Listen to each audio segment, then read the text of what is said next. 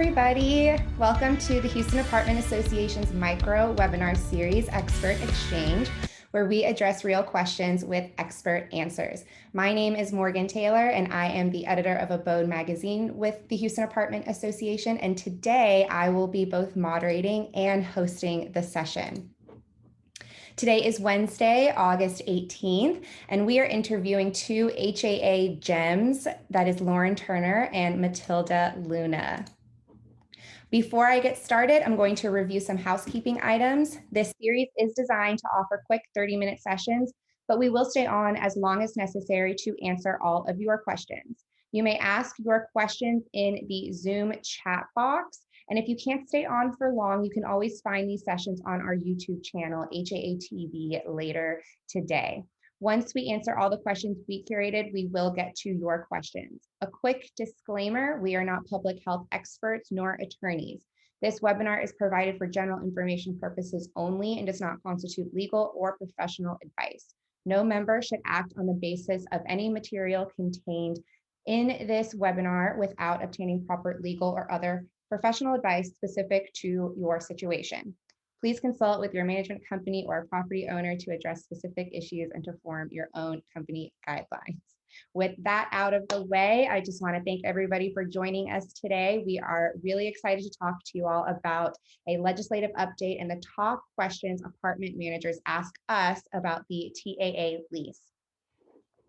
We have the very talented and knowledgeable Lauren Turner with us today. Lauren works directly under Andy Tees and works very closely with the entire public affairs team. She's been with HAA since 2014, and today she is the Assistant Vice President of Outreach.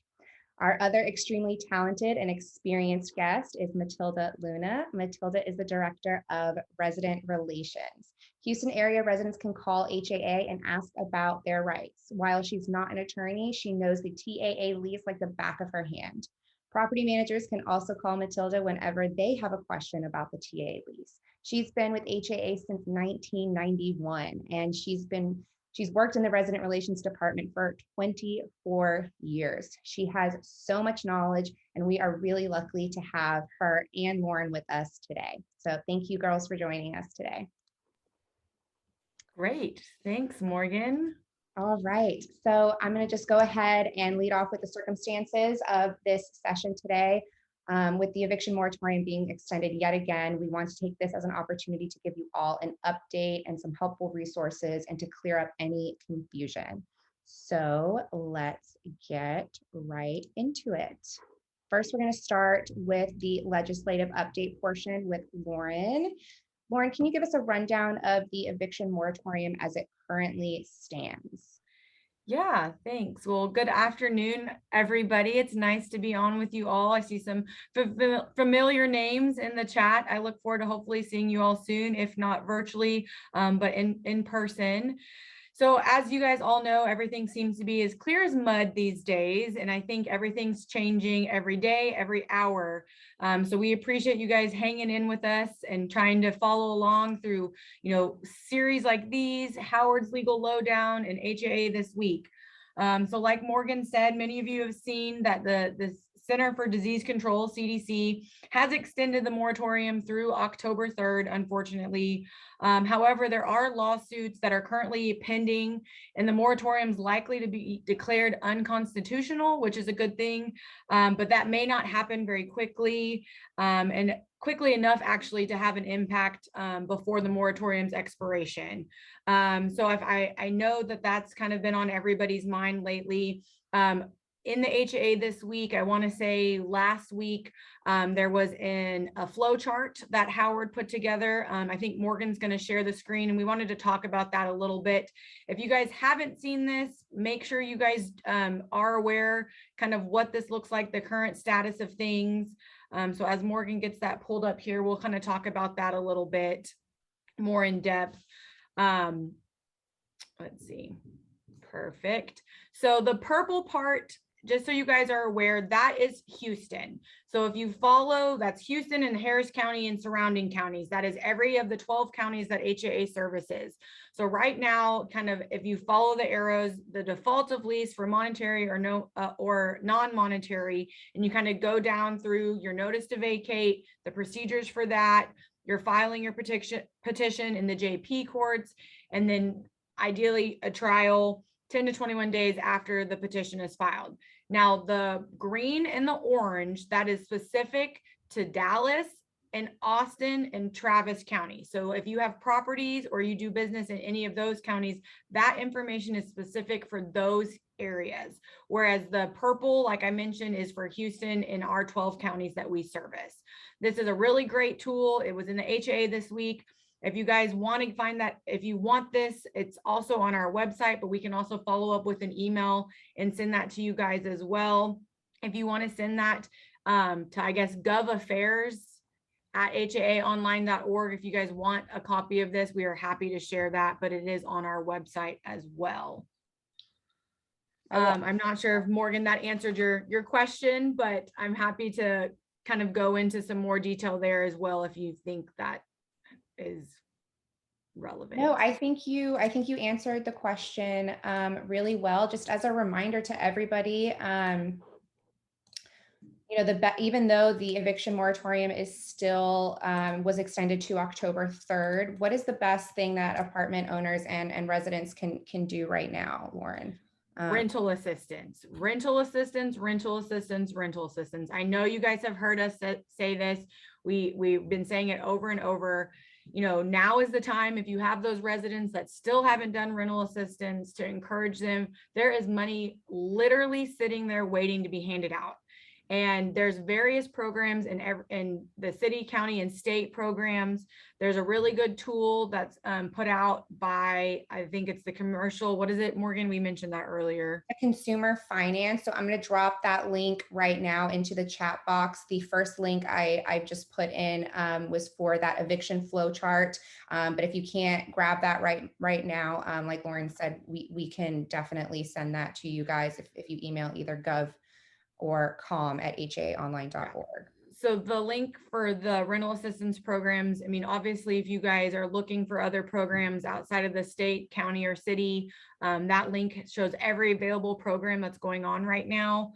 In addition, there's a new rental assistance program that is for Harris County, so unincorporated Harris County. So in Harris County, but not in the city of Houston, Pasadena, or Baytown. However, this is going straight to the residents. So just so you guys are aware for that particular, which obviously there's so many different programs, they all have very different rules and regulations. So the best thing to do would be to kind of research and make sure you truly understand everything that pertains to signing up for one of these programs. But the Texas Emergency Rental Assistance Program, that's the one that's 1.5 million available in unincorporated Harris County. So that's kind of a new one in addition to the current Harris and City of Houston program. This one is in addition to that.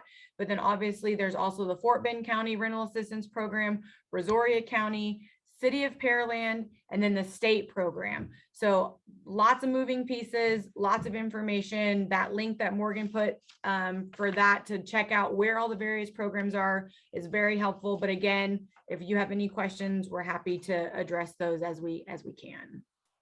And then one more thing I do want to note is the including in the eviction moratorium, and Lauren, you can either correct me if I'm wrong or elaborate on this a little bit more. It is for counties with a substantial or high level of COVID transmission. However, per HAA General Counsel, all counties in the area fall into this category, but you can continue to check the status of the county that you guys, your properties are in with this link that I'm going to drop right now into the chat box. All right, I think that does it for the eviction moratorium. If anyone has any questions, please feel free to go ahead and ask us now. But we're going to move on to the next question. So in light of the eviction moratorium, it's important to remind apartment owners that unless your property falls under the CARES Act, you can still evict residents for non-payment of rent. Lauren, can you remind us of what this means? Man, I feel like it's deja vu, Groundhog Day all over again. We've been talking about this since what, March of last year, April.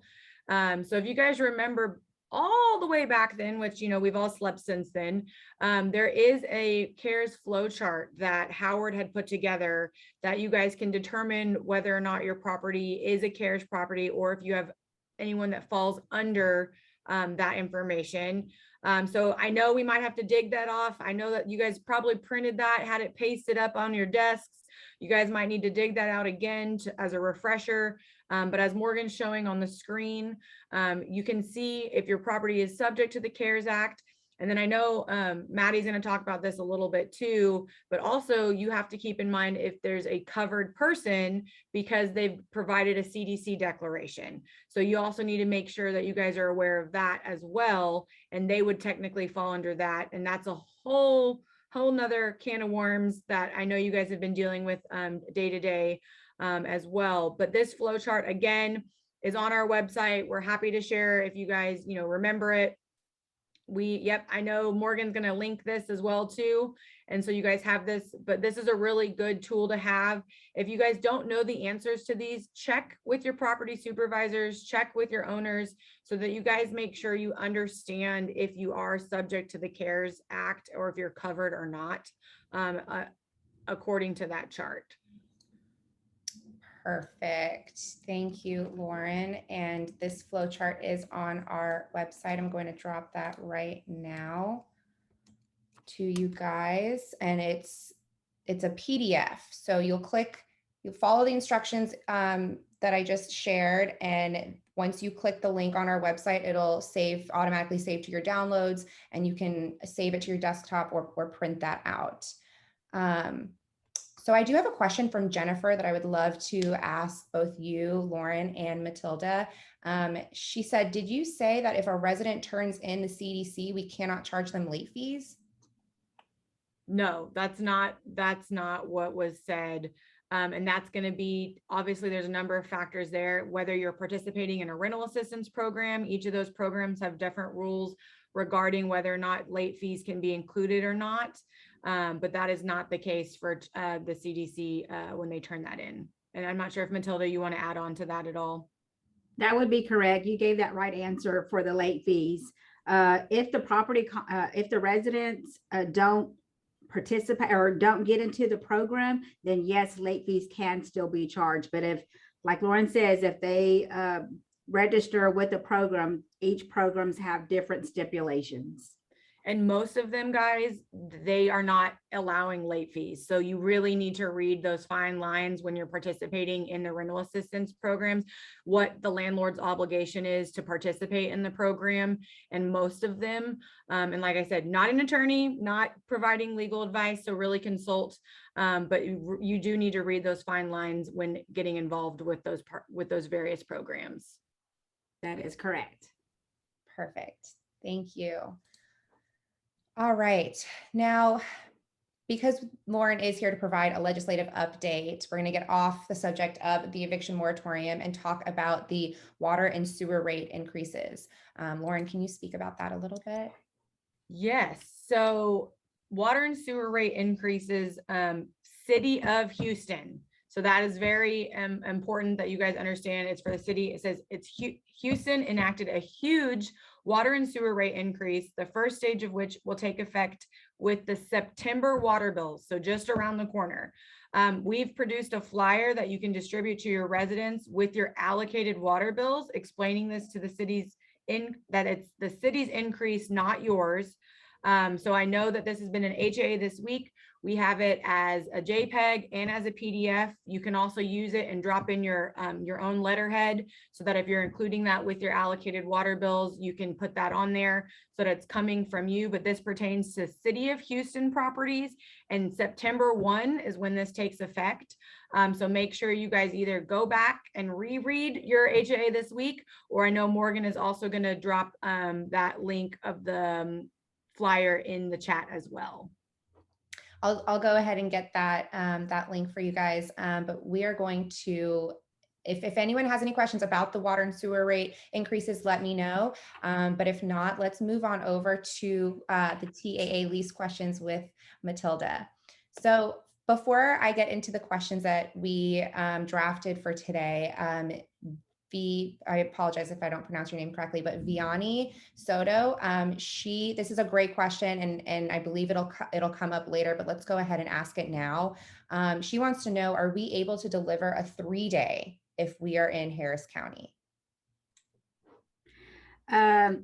Yes, well, it depends. If your property is under the CARES Act, or if a resident provides a CDC declaration, you will have to provide a 30-day notice to vacate.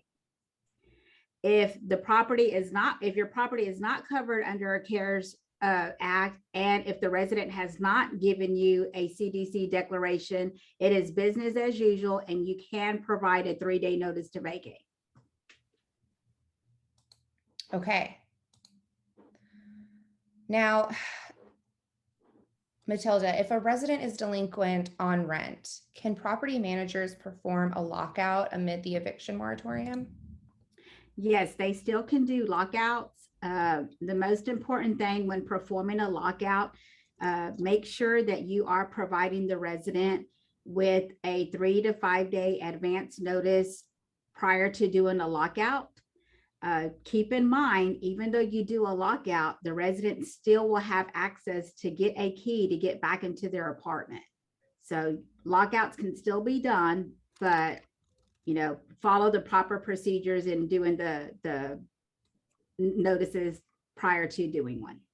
And Matilda, remind me how quick they have to provide access. What's the time frame for that? It will be 24 hours during business hours or after business hours. When the resident calls the number that you leave on the notice for a lockout, or call the office, you guys will have 2 hours to provide them a key to have access to get back into their apartment. Great, thank you. You're welcome. Now, when a lease contract ends, do property managers have the right to not renew the lease? Yes, they do have that right, just as well as the resident has the same right. When the lease contract does expire, if management is not wanting to renew the lease contract, make sure you're following through with the time period on giving the resident to vacate. It's either going to be a 30-day or a 60-day notice that you give them for not renewing the lease. And the resident, again, has that same time period that they have to provide if they're not wanting to renew their lease as well. Perfect. Thank you. Stephanie Gutierrez had a question about the lockout that I would like to go ahead and just ask. So if they are on the CDC declaration or provide a CDC declaration, can we lock them out to force them to contact us? The lockout, again, is a scare tactic. So you can perform the lockout, and that does, it does scare the residents for them to contact the office. They have to have that open communication with you. So yes. And I'm going to channel my inner Howard here. Howard would say there's a lot of things you can do wrong on the lockout and a little things you can do right on the lockout. So make sure you guys are really consulting with your general counsel or your attorneys or your company policies, because there are a lot of things that go along with performing a lockout correctly. And there's a lot of things that are aha moments. So you guys just want to make sure that if you do decide to do that, that you've consulted with the appropriate people within your companies. That's great advice, Lauren. Thank you. Yes. Now, when a resident is in violation of the lease, what can property managers do? Property managers can provide the notices of lease violation. That basically is telling the resident that they're violating the lease contract, and that's providing them the opportunity to communicate with the property. When a violation is given, the residents do have 24 hours to call the office or go into the office to discuss the violation. And at that time, management can say, our policy is, we give you 1, 2, or 3 violations after that, we will file an eviction for non-delinquency breach of lease. So it's important that property managers establish, or property owners establish, some sort of policy around lease violations if they don't already have one in place. That would be correct. Yes. Okay. Now, there was something that we talked about offline that I would like to mention now, and correct me if I'm wrong, but if you are not a CARES property and you do want to evict someone for non-payment of rent, or if you are evicting a resident because they've violated the lease, 3-4 times, and your policy says at the 3 mark, we're going to evict you. The courts right now are really, or I guess a better way to say this is the best and safest way to approach evictions is to provide that 30-day notice to vacate. Is that correct? Yes, that would be correct. Do provide a 30-day notice. And can you explain why that is?